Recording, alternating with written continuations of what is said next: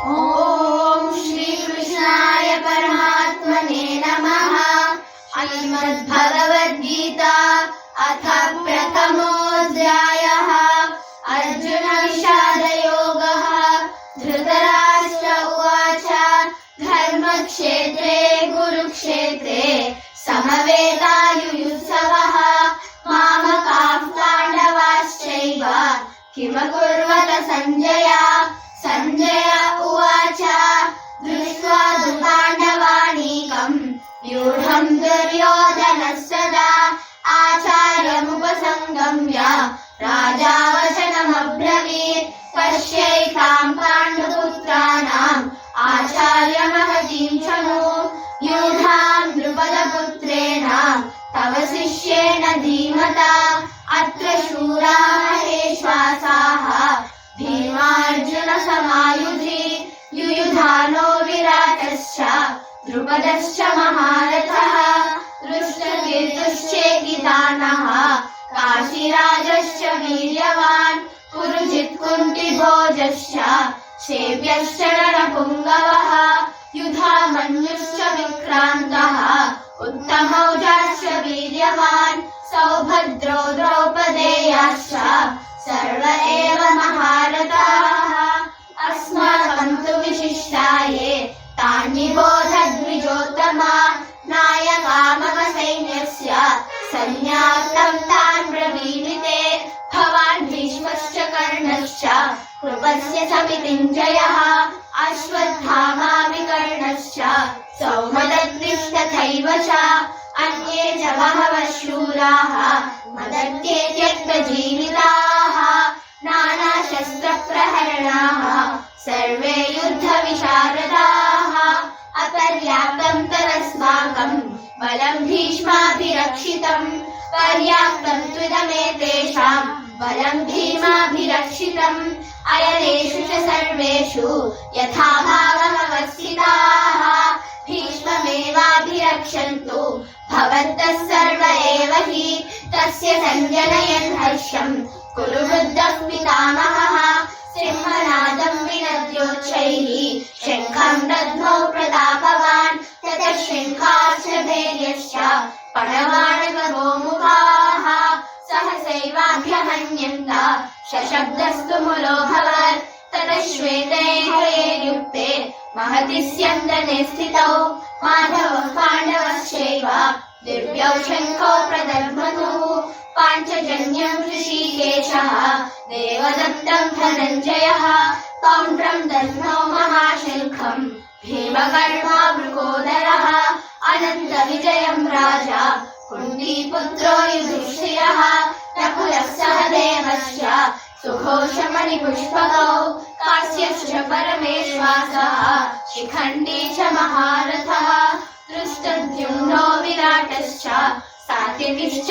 पराजितः द्रुपदो द्रौपदेयाश्च सर्वशः पृथिवीपते सौभद्रश्च महाबाहुः शङ्खान् दद्मुः पृथक् पृथक् सघोषो धार्तराष्ट्राणां हृदयानि व्यधारयन् नभश्च पृथिवीं चैव तुमुलो व्यनुराधयन् अथ व्यवस्थितान् दृष्ट्वा धार्तराष्ट्रान् कपिध्वजः प्रवृत्ते शस्त्रसम्पाते धनुरुद्यम्य पाण्डवः ऋषिकेशं तदा वाक्यम् इदमाह महीपते।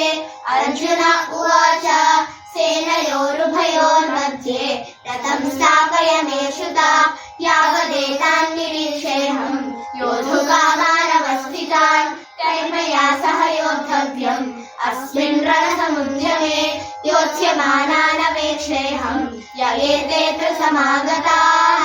धार्तराष्ट्रस्य दुर्बुद्धेः युद्धे प्रियचिकीर्षवः। सञ्जय उवाच एवमुक्तो ऋषिकेशः गुडाकेशेन भारत सेनयोरुभयोर्मध्ये स्थापयित्वा रथोत्तमम् भीष्मद्रोणप्रमुखतः सर्वेषां च महीक्षितान् उवाच पार्थ पश्येतान् समवेतान् कुरूनिति तत्रा पश्य स्थितान् पार्थः विद्रोणकपितामहान् आचार्यान् मातुलान् भ्रातॄन् पुत्रान् पौत्रान् सखीन् तथा श्वशुरासुहृदश्चैव सेनयोरुभयोरपि तां समीक्ष्य स कौन्तेयः सर्वान् बन्धूनवस्थितान् कृपया परयाविष्टः ऋषीदन्निदमब्रवीत्। अर्जुन उवाच दृष्ट्वेमं स्वजनं कृष्ण युयुत्सुं समुपस्थितं सीदन्ति मम गात्राणि मुखं च परिशुष्यति वेपदुश्च शरीरे मे रोमहर्षश्च जायते गाण्डीवं स्रंसते हस्तात् त्वच्चैव परिदह्यते न च शक्नोमि व्यवस्थातुं भ्रमतीव च मे मनः निमित्तानि च पश्यामि विपरीतानि केशव न च श्रेयोऽनुपश्यामि हत्वा स्वजनमाहवे न काङ्क्षे विजयं कृष्ण न च राज्यं सुखानि च किं नो राज्येन गोविन्द किं भोगजीवितेन वा येषामर्थे काङ्क्षितं नः राज्यं भोगा सुखानि च स इमेव स्थिता युद्धे प्राणान् त्यक्त्वा धनानि च आचार्याः पितरः पुत्राः तथैव च पितामहाः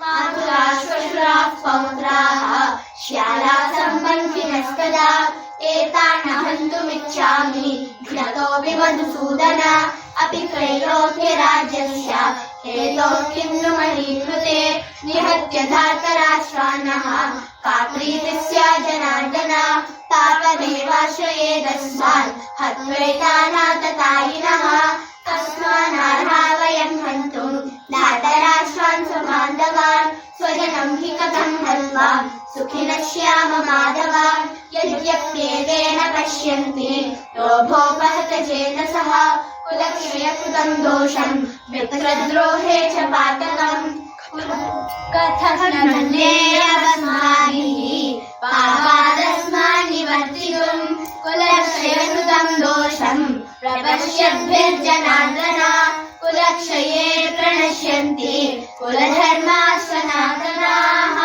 धर्मे नष्टे कुलं कृष्णम् अधर्मोऽभिवर्जिता अधर्माभिभवात् कृष्ण प्रदुष्यन्ति कुलस्त्रियः स्त्रीषु दुष्टाषु आश्रेया जायते वर्णसङ्करः सङ्करो नरकायैव कुलघ्नानां कुलस्य च पतन्ति पितरो ह्येषां लुप्तपिण्डोदकक्रियाः दोषैरेतैः कुलघ्नानां वर्णसङ्करकारकैः उत्साद्यन्ते जातिधर्माः कुलधर्माश्च शाश्वताः उत्सन्नकुलधर्माणां मनुष्याणां जनार्दन नरके नियतं वासः भवतीत्यनुशुश्रुमा अहो बत महत्पापं कर्तुं व्यवसिता वयं यद्राज्यसुखलोभेन हन्तुं स्वजनमुद्यताः यदि नाम प्रतीकारम् अशस्त्रं शस्त्रपाणयः धार्तराष्ट्रारणे हन्युः तन्मे क्षेमतरं भवेत्। सञ्जय उवाच एवं कृतो दुष्टसङ्ख्ये रथोपस्थौ उपादिशत् विसृज्य शशरं चापं शोकसंविघ्नमानसः ॐ तत्सदिति श्रीमद्भगवद्गीतासु उपनिषत्सु ब्रह्मविद्यायां योग